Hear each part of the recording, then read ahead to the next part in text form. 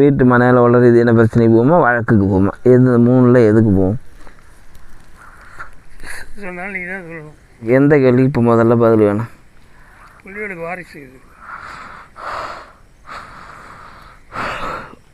நான் ஒன்றுட்ட ஆரம்பத்துலேருந்து பல முறை சொல்லிட்டேன். எதை சொன்னேன்னு ஞாபகப்படுத்திட்டோமா? கட்டடத்துக்குப்பா என்னை உருவம் செஞ்சால் உன் உருவத்துக்குரியது எவ்வளோ தொகையோ அந்த தொகையை தரணும்னு ஒப்புதல் கொடுத்த ஒன்று.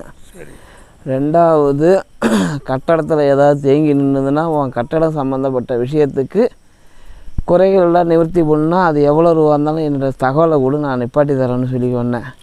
ரெண்டாவது செய்தியா.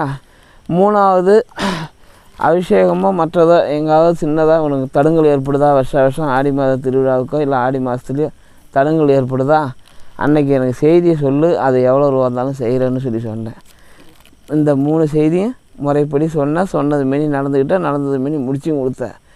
ஒன்றா இந்த 3 செய்தி நீ செய்யும்போதுப்பா என் கட்டடத்தில் கும்பாஷம் போட்டு நின்று உனக்கு விளக்கம் கொடுக்கும்போது நான் பல முறை சொன்ன செய்தியை இப்போ ஞாபகப்படுத்துகிறேன்.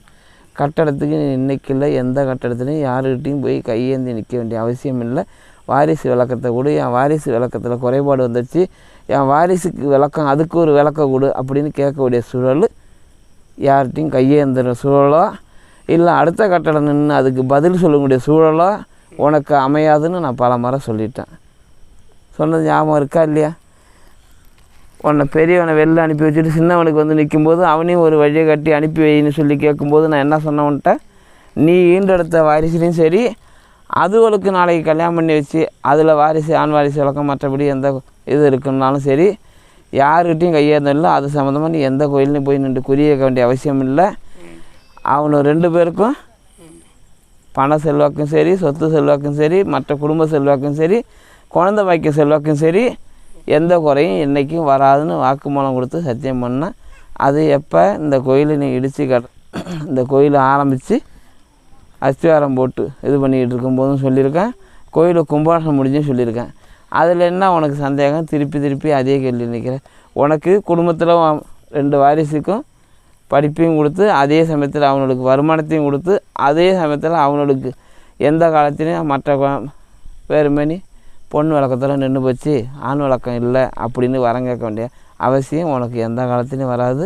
அதை நினச்சி நீ பயப்பட வேண்டிய அவசியம் இல்லைன்னு பல முறை சொல்லிட்டேன். அப்புறம் என்ன உனக்கு வாரிசு விளக்கத்தில் இருக்கணும், பொண்ணாலும் இருக்கணும்.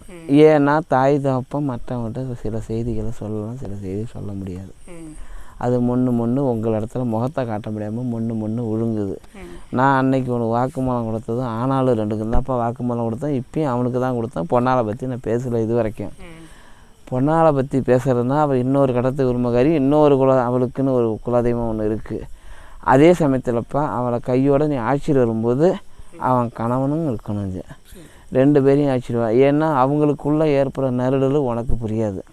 வெளிப்பார்வைக்கு 2 பேரும் சந்தோஷமாக இருக்கான். என்னன்னு கேட்டால் ஊரும் உலகத்துக்கும் சரி தாய் தகப்பனுக்கும் சரி சந்தோஷமாக இருக்குன்னு பகட வேஷம் போட்டுக்கிட்டு வராங்க.